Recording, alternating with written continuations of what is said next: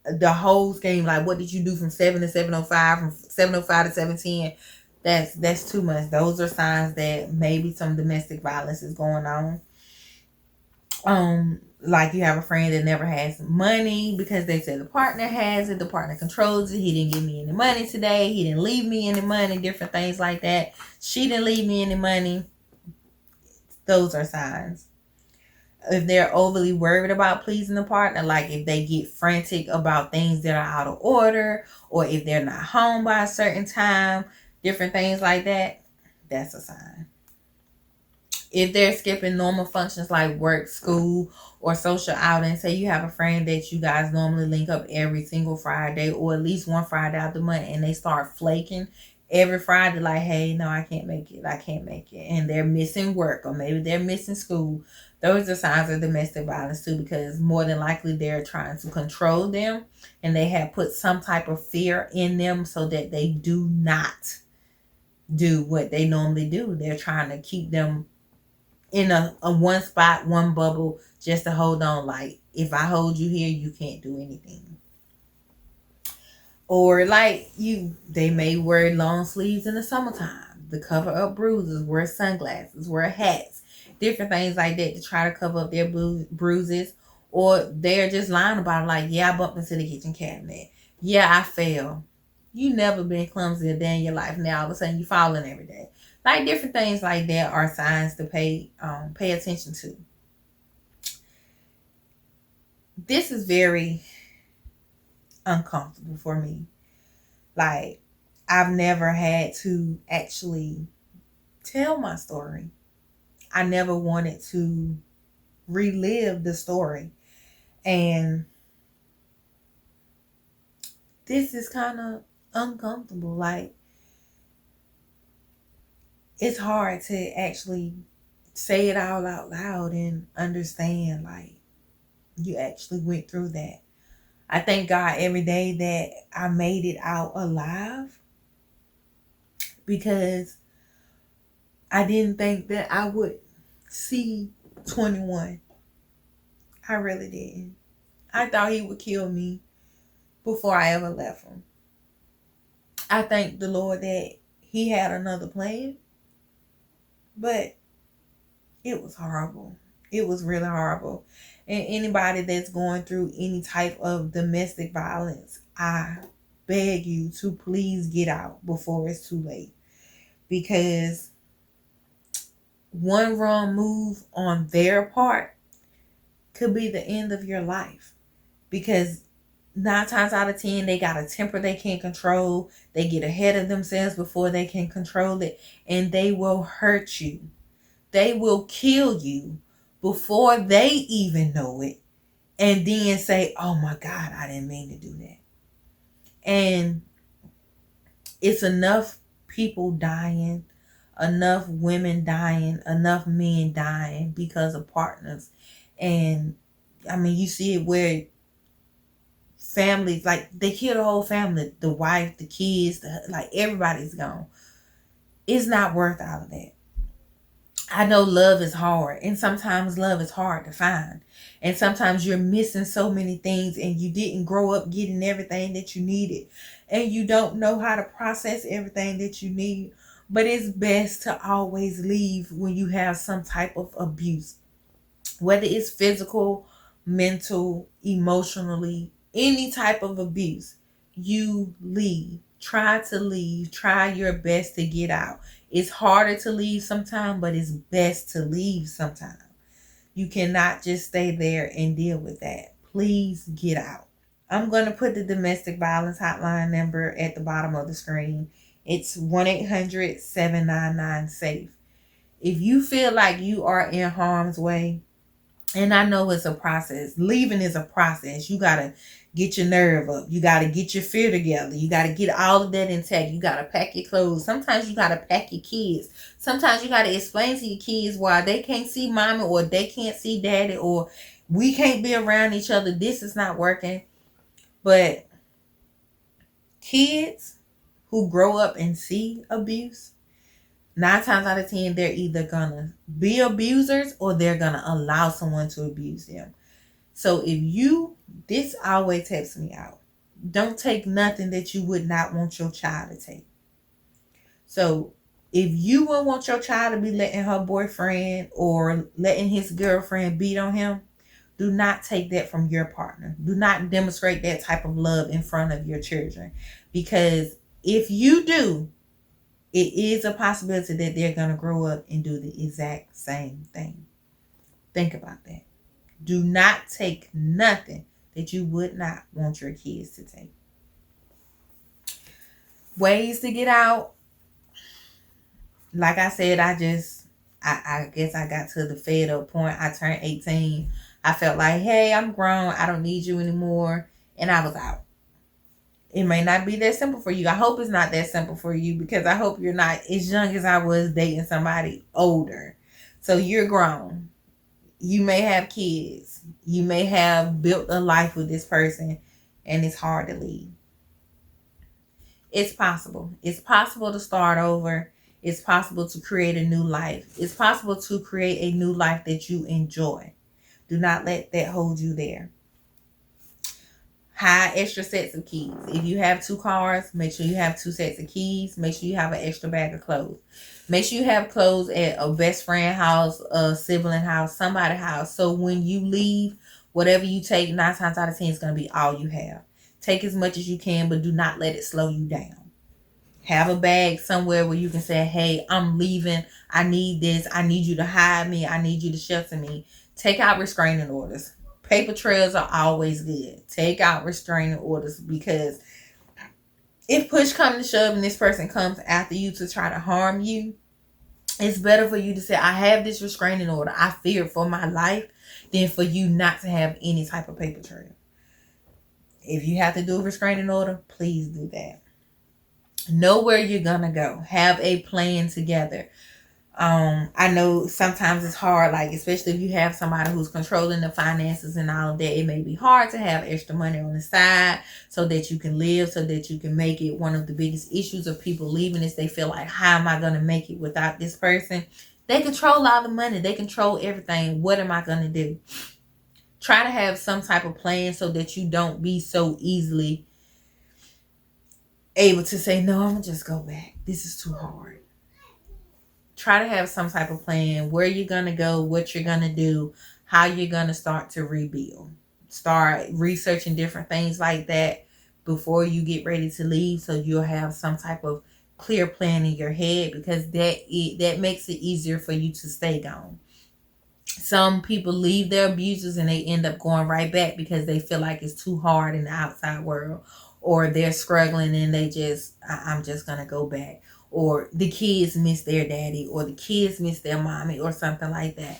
But if you're out, stay out. If you haven't got out, get out. Do not ever feel like you are so low or you are worthy to get beaten, to be emotionally abused or mentally abused. You are never worth that. Like, no, if you can't treat me with the greatest respect, with the utmost respect, like the queen that I am, you don't deserve no parts of me. Leave. Please leave. I greatly appreciate you guys watching. I hope this helped you out a little bit. Big ups to Domestic Violence Awareness Month. Check on your friends, check on your families, check on the people who don't come around as much as they used to. Make sure that everything is okay.